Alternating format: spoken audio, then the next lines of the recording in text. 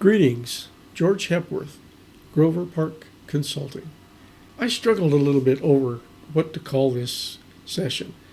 I ended on the title AI-Assisted Access Development, the Tool Stack. But in a very real sense, the star of the show is not the tool stack itself, but the process in which it was used. If you watched my earlier videos on DevPulse, you know I spent 3 weeks building an Access database application to track what it actually looks like to develop alongside an AI assistant. I tracked sessions, revision cycles, context, resets, everything that went sideways and everything that went right. If you need a refresher about revision cycles and context, there's a link in the description.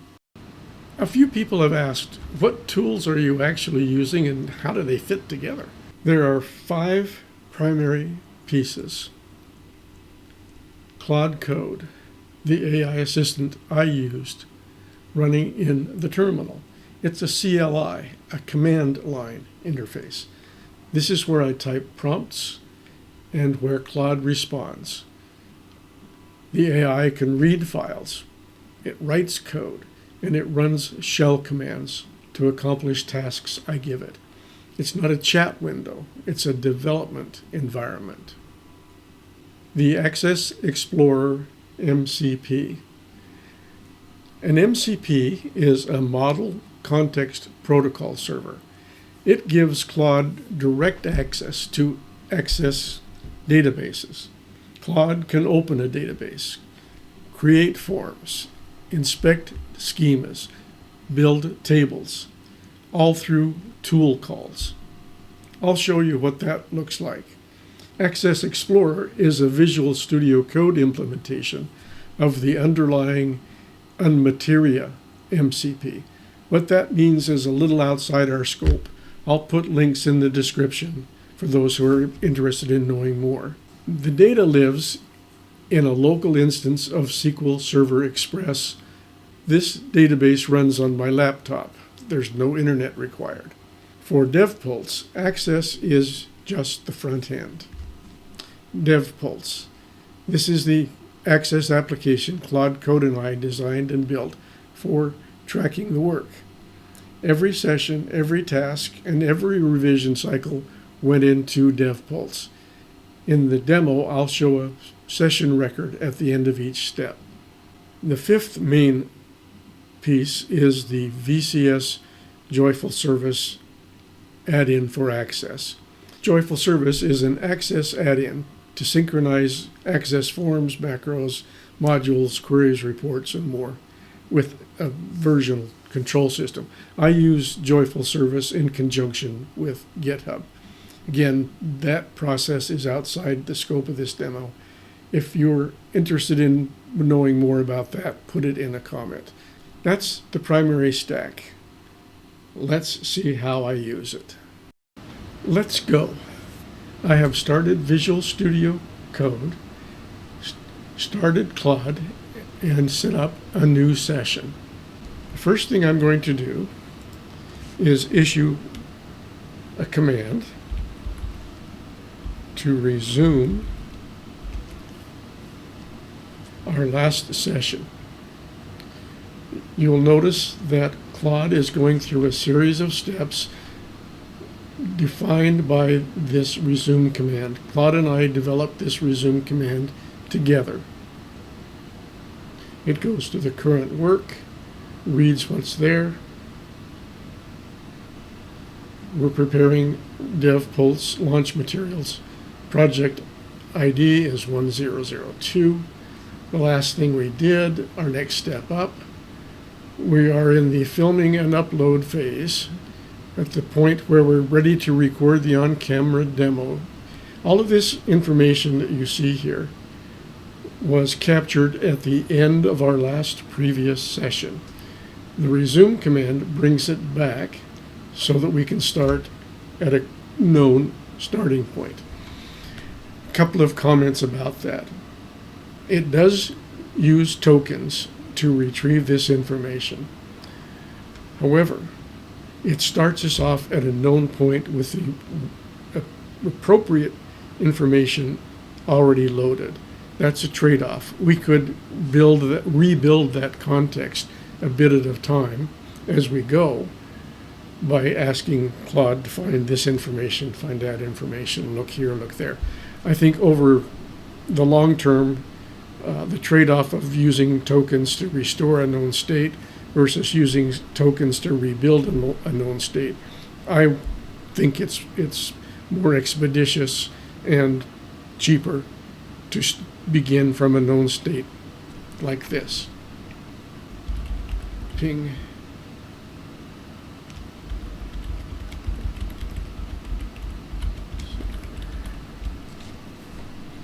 I want to make sure that MCP server is working before we begin. Claude is going to use a command from the MCP server. And it's just going to look for access tips. If it finds access tips, it will know that the MCP server is up and running. And you can see the progress as we go. You're good to go on camera. All right, let's begin. The project I'm going to work on now is adding a module to an existing library database. It's called Affinity. It has two current modules, one for books and one for movies. I'm going to add a third module for music albums. Same pattern, just a new domain. Off camera, we walked through this path already. That was intentional. Something always goes wrong in a live demo, and I pre-built it first, and then I'll rebuild it on camera, knowing the path. Hopefully that's enough to satisfy the demo gods. Let's go back to Claude and start the planning. Before any code or table definitions, I tell Claude what I'm trying to do. That discipline is the whole point of the PM lessons video. And I'm going to paste in my command rather than type that all in at once. I'm adding a music albums module. Draft a planning entry for this step using this structure. What we're going to do, one sentence on the deliverable. Why? What's the business reason for this? How? The approach we'll use, and how I'll know it's done. These will be overly simplistic because it's just a demo. He's using tokens to think about the plan. He came back with the initial planning entry. And I will just read through this with you. I've seen it in a prior planning session, but it's the first time I've seen it in this session. Design and build a music albums module. Stores album, track, and personnel data following the same structural patterns as the existing movies and publications module. Why? It's a personal media library database. Albums completes the core collection of media types and makes the schema a complete working reference. How it's going to do this, it will read the table schemas. Claude itself will go to my SQL Server database, read the existing schema, then design the album schemas to match. Use Access Explorer MCP to create the tables and relationships directly in DevPulse Affinity on the target database. The criteria, how will we know when it's done? There will be tables with correct columns, data types, and primary keys. The relationships will be defined with referential integrity, matching the current pattern. At least one album record entered end to end to confirm all foreign keys resolve cleanly. There will be a test step, and no orphaned lookup values or broken relationships. In a normal working session, I would stop at this point and review each step in that plan carefully, questioning the validity of his assumptions or his plans before I moved on. He's ready to move on. I will say yes. This is a bash command running in PowerShell. He has the credentials already for this demo database. I will, of course, remove them when we're done. It is using the SQL command exe. It's going to invoke that SQL command exe through PowerShell to run the connection string and collect the information it needs. It's asking for permission to do that. I will say yes. Now it's using shell commands to run the inquiry. He had a problem.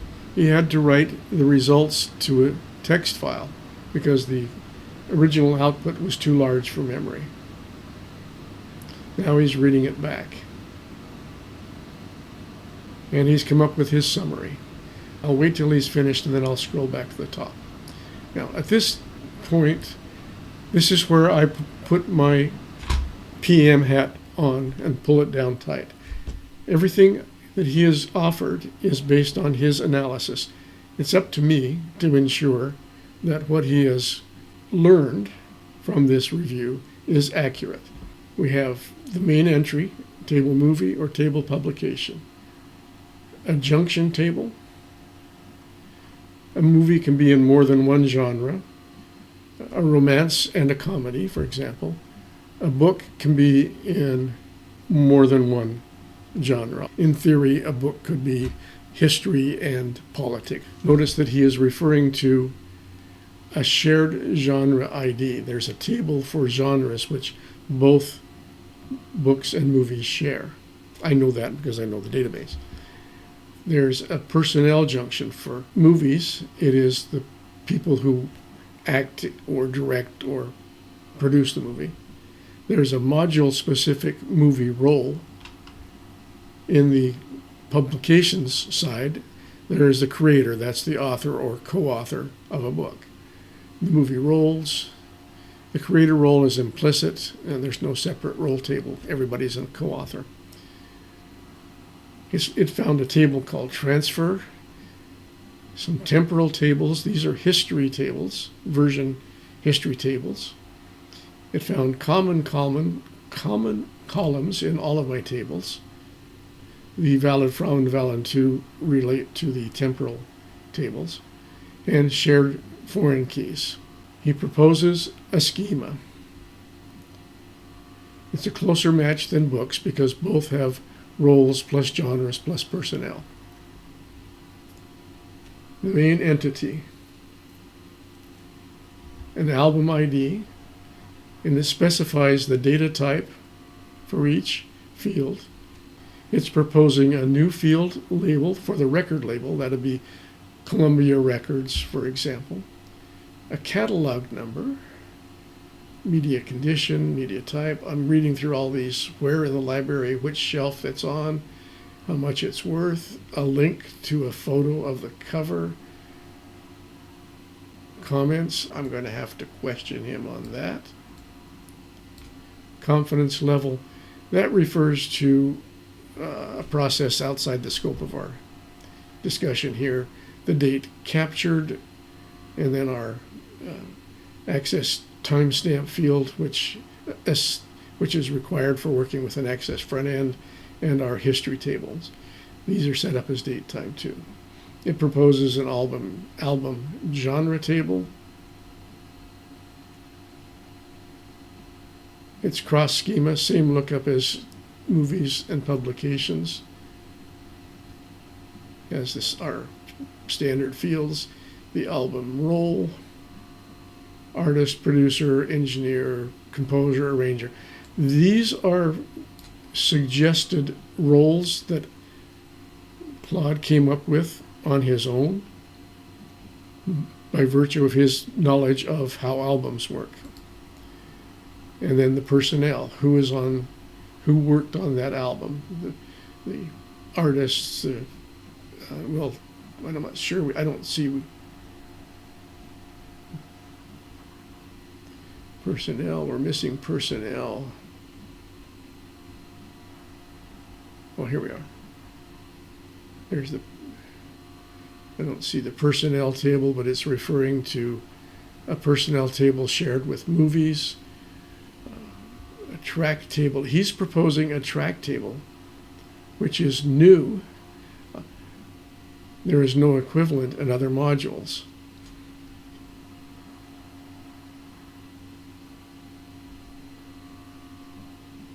Primary key, the album foreign key, the track number, the disc number.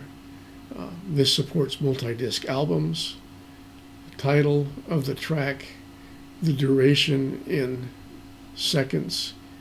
He's storing that as in varchar 8.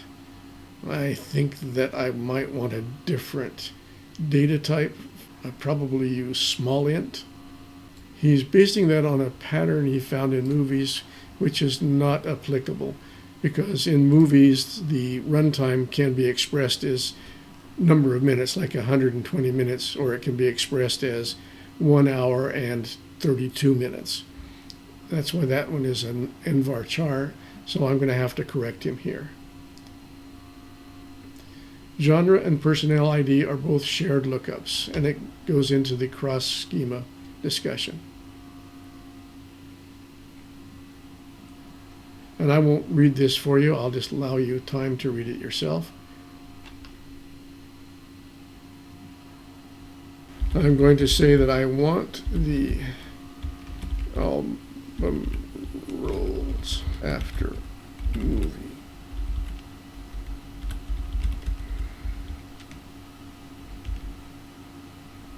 Also, now he's off thinking again. I neglected to mention the data type issue, so when he finishes, I'll come back and attack that.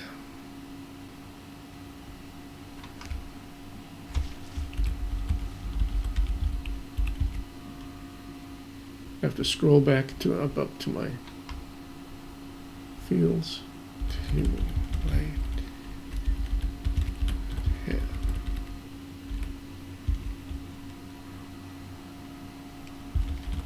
Thanks.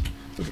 So I'm going to propose that we deal with the data type problem in the new track table first. This is an example of a revision cycle. He proposed a track table. He got it wrong. I'm going to have to correct him. So this will be a revision cycle. Duration needs to be in seconds. The movie run time pattern is different.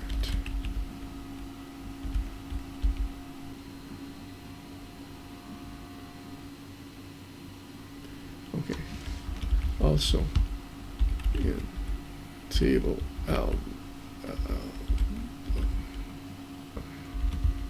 data types,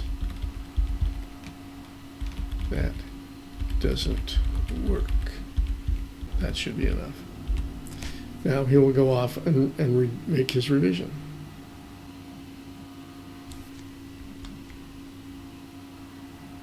There are the two corrections. He's bolded them for me. And in the track, he's bolded that.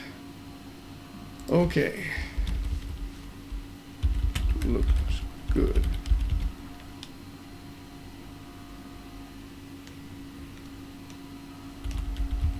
First. When I invoke task close, he will do several things. He will, well, I'll let you see what he does, and then we'll talk about it afterwards. I'm interrupting the flow of work for a good reason. One is why I want to demo the use of the task close action to close a session and open a new session. But also, I found in working with Claude AI over the past 3 weeks, it's really important to keep good records and to do so perhaps more frequently than I would have done in a more free-form, loosey-goosey kind of development. Let's see what he's commented back up here. I invoked task close. Unfortunately, part of what he's going to do is obscured by the the PowerShell command here. But he's going to use PowerShell to connect to my development server using the DevPulse database. It's exposed my credentials, which I will blur in the video. It's going to invoke SQL command, which is an exe that runs under Windows, to open the database using this connection, find out where we are. It's going to look at the project ID and get the status ID before he does anything else. I won't comment on anything else. I'll let you read them as we go.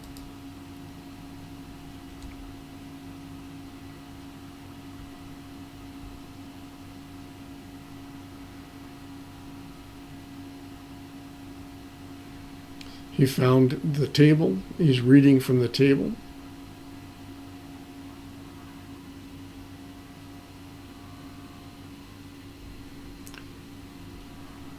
Now he knows the project, 1005. And his next task is to figure out what step we're on.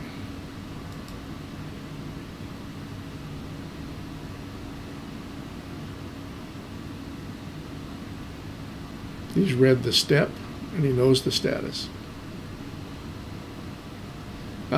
He made another mistake there. He found the wrong project, so we're going to have to regroup here. I'm going to trust that he got it right this time. Okay. So he's going to create a new project entry and then invoke task close. That's a good example of Claude's self-correcting behavior. He made a mistake. He found the wrong project, but he realized it before he actually trashed my database, corrected, inserted a new project ID for the new project.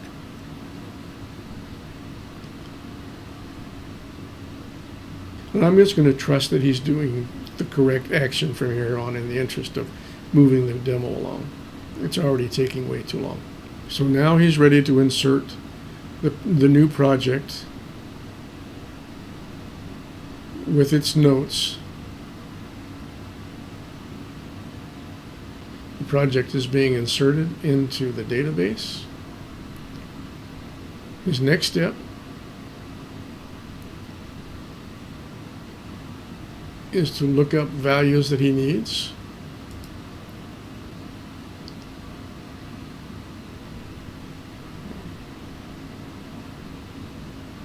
Ready to insert the project.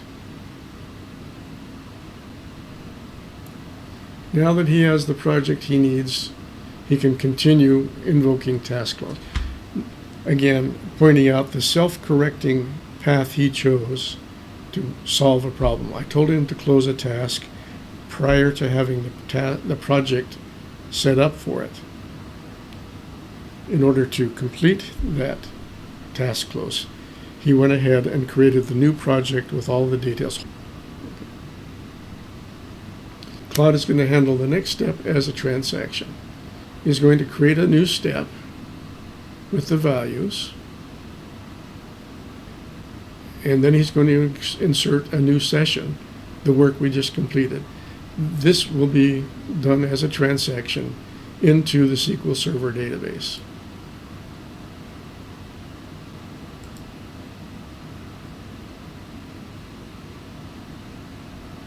We have a mistake here. Let's see how he handles that. He's looking for the correct column names.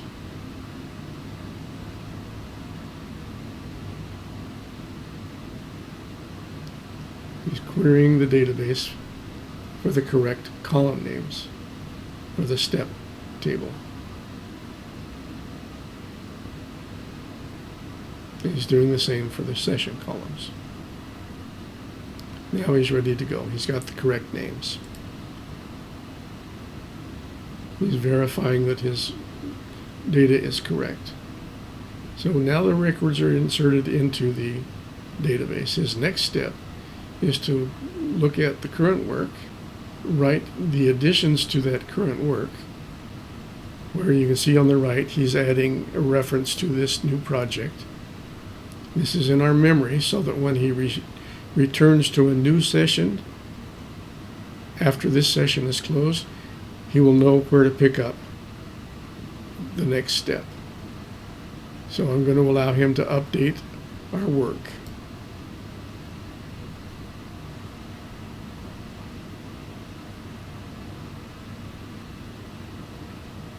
So we've done 2 steps here, or we're in the process of doing the second of 2 steps. We updated the database. Now we're updating our documentation, our memory files. We're done. The final step, which I would normally do if I were working with an Access front end, he documents here. We had a new step and a new session, 1 revision cycle. He's created a memory file and updated our current work file. He notes that there's no Git commit yet because no VCS files have changed. The Access front end doesn't exist yet. The context reset checkpoint is next. So now I'm going to issue the resume.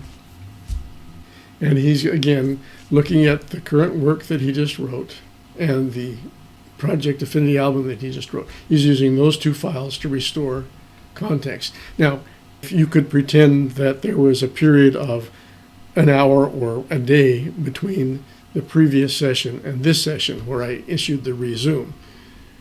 I did it immediately afterwards for the sake of the demo.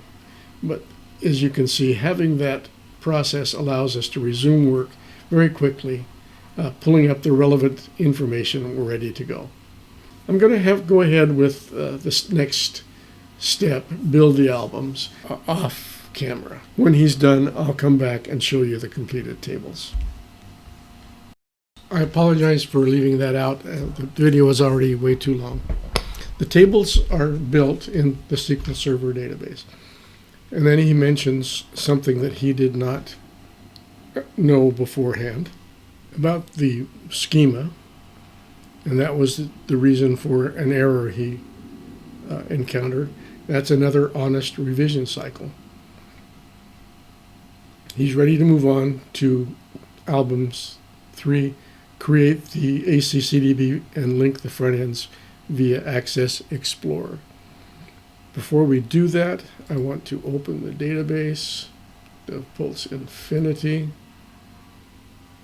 I'll do a refresh on the tables.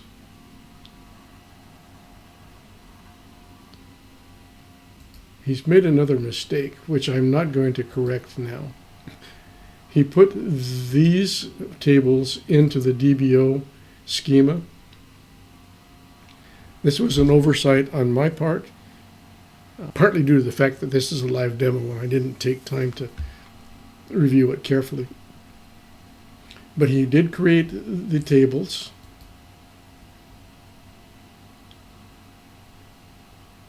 With the correct data types.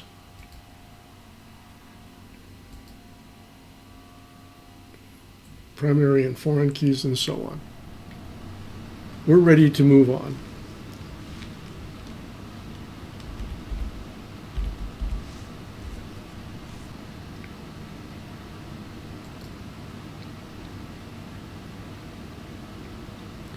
At this point, Claude is using the MCP tools in order to create an Access database and link it. Claude is asking permission to use this tool from the Access Explorer MCP, specifically create a database. Yes. Claude will now go to the folder and create the database. Good, he put it in our DevPulse folder. So he's going to verify that his linking worked correctly. He's listing all of the objects, found all 5 linked, and now he's going to build the form. The specific tool from the MCP is Create Access Form. Set up form properties. the record source for the form, creating controls on it, control type 100. So that'll be the label, that'll be the text field. This is a very simple form. He's again listing objects looking for that form. It's complete. Now it's complete in the sense that it's enough for our demo. 5 tables linked. I'll wait till he's done and then I'll try to read. 5 tables linked. Created a new form, continuous form, bound to the album roll with column header label and text album roll text box. Oh, he inserted the setup routine. This is from my code library, and it runs the linked table routine. So if we ever need to relink, I have that imported from my code library to do that. And he notes that we tracked 1 revision cycle. And he is aware of the need for these revision cycles for the demo. So he's calling them out as they occur, rather than make them up and force them to happen. He's noted that it happened organically. Close it. I can now open it and test. I'll pause the recording, find the ACCDB, and open it. So there it is, the music albums ACCDB in the DevPulse folder. Let's open it.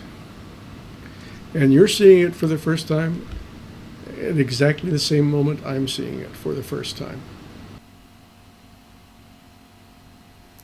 It's asking me for credentials. So it's the DevPulse demo and the password. Got it correct. We have no records in album roll. So I'm going to go ahead and use my brand new ACCDB to do that. I'm going to say we have on a music album, we'll have singer.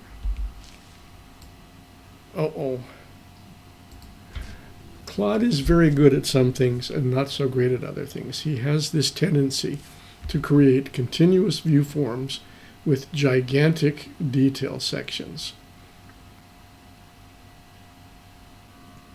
I don't really know why he does this, but we're going to have a long talk after this demo is done, and we'll sort this out. So those are just 4 that I can come up with off the top of my head for people who are involved in creating an album. So that's it. For this demo, we have seen the planning session, the build session, and the test implementation session. And close our brand new Access database, return to Claude, and finish up.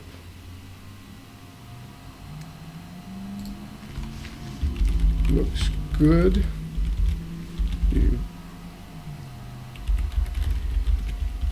Then I'm adding a note.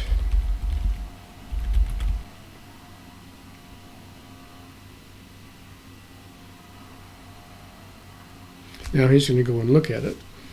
We'll find out if we have a section already there or not. Here's a fairly common occurrence. That rule is already there. I should have read it before. That's on me. Okay, so he's apologizing. He still made the mistake, but he's admitting it. And now he's going to amend this document detail. Okay, and he's blaming it on the MCP and the UI. I doubt that that's a UI factor, but hey, I'll give him a break here. It does not auto-shrink to fit controls. Of course, we all know that's the case. And he's sort of blame shifting here, but that's okay. Then I say yes and no. Well, we're going to amend our documentation, and he's adding a new memory. And I think we're just about ready now. We got to finish writing that. So he's promising never to overlook the rules again. Okay. I issued the task close command at the end of my comment. And he will complete the task close process, which we saw earlier in this session. I'll pause while he does the work, and then we'll come back and review it at the end. We insert 2 rows in table step and 2 in sessions. Complete all 4 steps in sequence.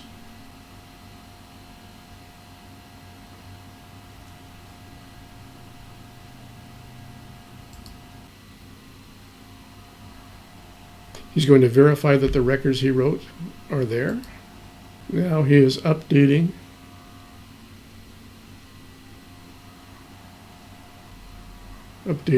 our project, our memory for this project, or there's the MD file. He's checking if we need to push anything to GitHub. We don't have anything there yet.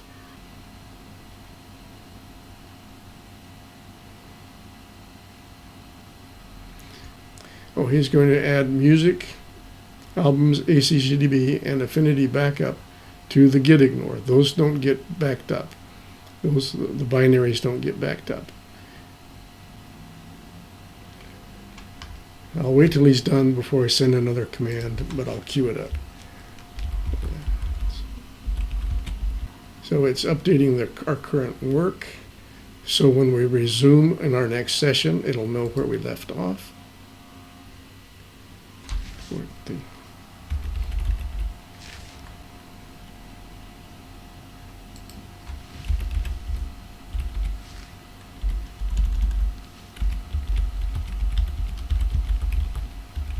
So I've got it queued up.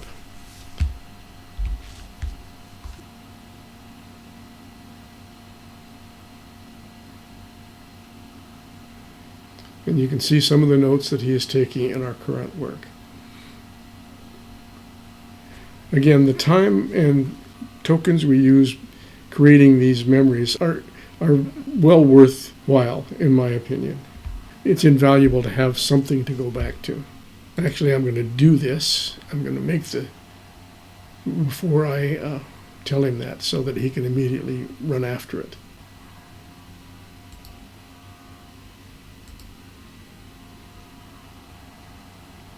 There's a reason for this should be unchecked.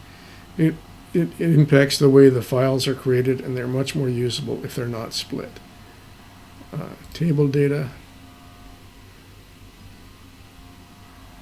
None of the tables need to be exported now. So I'll go ahead, export the text files.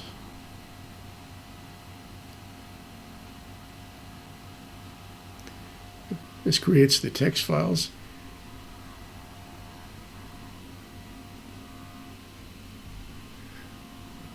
You can see everything that it's exporting. There should be 5 tables, 1 form.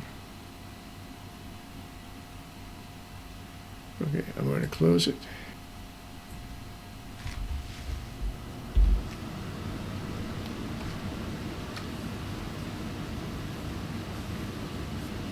And as you can see up here, we now have 18 files waiting for source control. As I mentioned early on, I use the Joyful service to create the text files, and then we also add them to GitHub, so there are 18 of those files waiting. Notice that he waited for me to confirm. And he's going to go ahead and run the git command, picking up files that it needs to pick up. Looking in the source folder, it knows where to look. Tells what, okay. And away we go. It's pushing them to Git.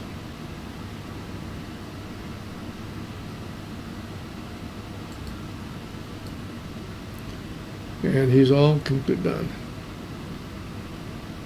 18 files, including table definitions for all linked tables. We're done. Okay.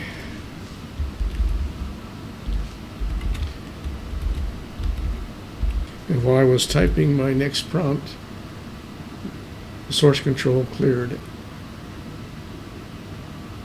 Okay, so we're good.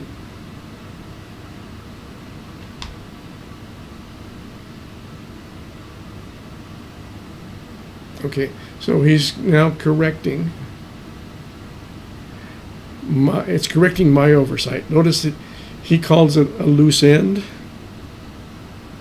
rather than something that I made a mistake on. Very diplomatic that way. Okay, we're good. On me to edit the recordings.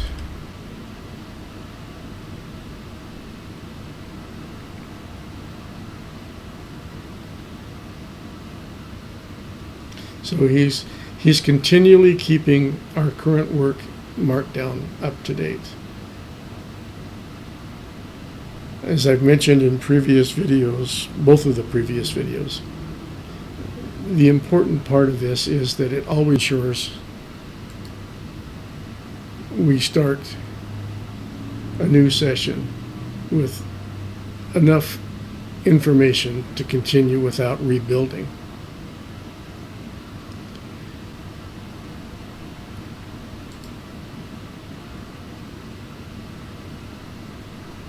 Thank you for staying with me. That on-camera walkthrough took a lot longer than I anticipated. Here's a complete list of all of the tools. I'll run through them very quickly. Claude Code, you just saw in action.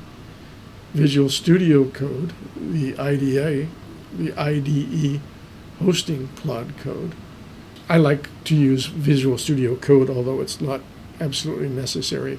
The Access Explorer MCP, that's Claude's direct interface to Access. We saw a Microsoft Access front end. We enhanced our database, our demo database, with a new module for albums. I use SQL Server Management Studio to verify in the back end what Claude is doing.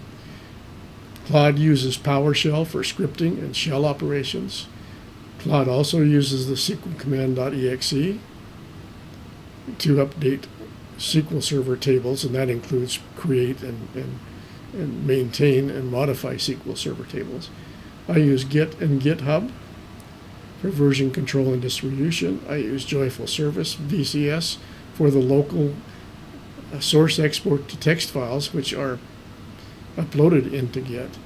And of course, DevPulse, which is the session and revision cycle tracking database, soon to be replaced, I hope, with DevPulse Pro, which will have expanded capabilities and features. Are you interested in trying DevPulse out yourself? Now that you have the full picture about how to work with it, I think you might find using the DevPulse project from GitHub a little bit easier. You can download the project from my GitHub on Grover Park Consulting. It includes all of the source code from VCS that was used to build the DevPulse database, the architecture documents and the story of DevPulse, a front end and a back end if you want to use just an Access standalone version. Includes the Access front end set up to work with SQL Server and the SQL script to create and populate SQL Server tables with DevPulse data. In the very near future, I hope, I will have a DevPulse Pro version also available on the same GitHub. If you liked what you saw today, if you had enough stamina to stay with me through that marathon session, at least give me a like for the effort. Give yourself a like for the effort as well. Hit the notify button and subscribe to my channel. I'll see you next time.